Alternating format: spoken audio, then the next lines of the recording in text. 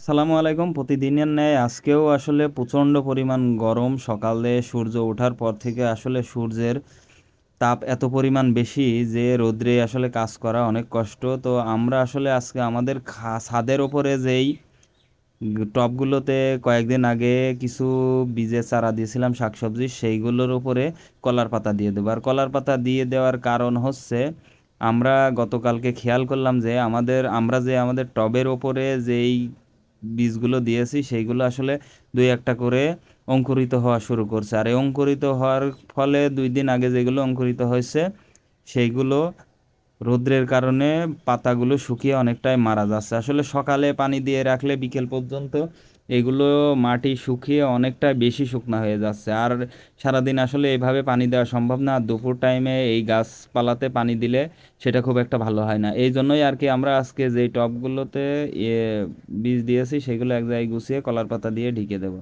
আমরা যখন এই টবগুলোতে চারাগুলো দিই তখন চারাগুলো আসলে মাটি এক জায়গায় করে দেওয়ার পরে আমরা পুরো ছাদে এইটা সাজিয়ে দিয়েছিলাম, কারণ আমরা চাচ্ছিলাম যে আমাদের ছাদের চারিদিকেই যেন এইগুলো হয়ে যায়। আর হয়ে যাওয়ার পরে আমরা এখানে মাচা করে দেবো, যেটাতে আমাদের ঘরের নিচে একটু ঠান্ডা থাকবে। আর এর ভিতরে আমরা এইগুলোর ভিতরে কচুরি পানা দিয়ে দিছিলাম যাতে রস ধরে রাখে, কিন্তু ব্যাপার হচ্ছে ২ দিন পরেই দেখা যাচ্ছে সেই কচুরি পানাগুলো এত পরিমাণ শুকিয়ে গেছে যে যেগুলো আসলে কোনো কাজে দিচ্ছে না।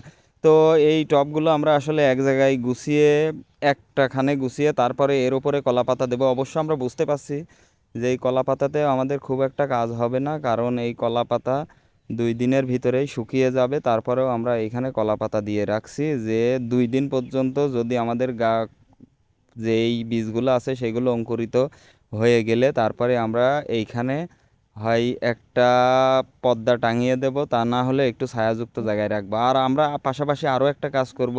আমি কিছুদিন আগে একটা নার্সারিতে গিয়েছিলাম, তো সেইখানে গিয়ে আমি আসলে দেখে আসছিলাম যে একটা গাছে ৫ রকমের মরিচ। তো সেইখান থেকে আসলে আমি কিছু মরিচের বীজও অর্ডার করেছিলাম, সেই বীজগুলো আমরা হাতে পেয়েছি। তো আমাদের এই বীজের জন্য ৪ থেকে ৫টা টব ফাঁকা ছিল, সেগুলোর ভিতরে দিয়ে এই টবগুলো আমরা আসলে ছাদের ওপরে দেব না, এগুলো আমাদের যে সিঁড়িঘর আছে সেইখানে দিয়ে অঙ্কুরিত করিয়ে বা গাছ একটু বড় বানিয়ে তারপরে একটু রৌদ্রের তাপ কমলে তারপরে আমরা টবে দেই বা আমরা মাটিতে লাগাই, সেইটা করব। কারণ এখন যদি আমরা এইগুলো টবে বা মাটি এই ছাদে দিয়ে দিই সেই ক্ষেত্রে দেখা যাচ্ছে যে রোদ্রে পুড়ে বা না অঙ্কুরিত হতে পারে। আর এইগুলো আসলে খুব রেয়ার, এগুলো পাওয়া অনেকটা কষ্ট এবং খুব বেশি দাম। এই জন্যই আর কি এগুলো আমরা সুন্দর করে আমাদের যে সিঁড়িঘর আছে সিঁড়িঘরের ওইখানে দিয়ে প্রতিনিয়ত পানি দিয়ে পরিচর্যা করব। আর রোদ যদি একটু কমে যায় তারপরে হয়তো আমরা এইগুলো সব আমাদের ছাদের ওপরে দিয়ে দেব। তো সবাই আমাদের জন্য দোয়া করবেন। আসসালামু আলাইকুম রহমতুল্লাহি ওয়া বারাকাতুহু।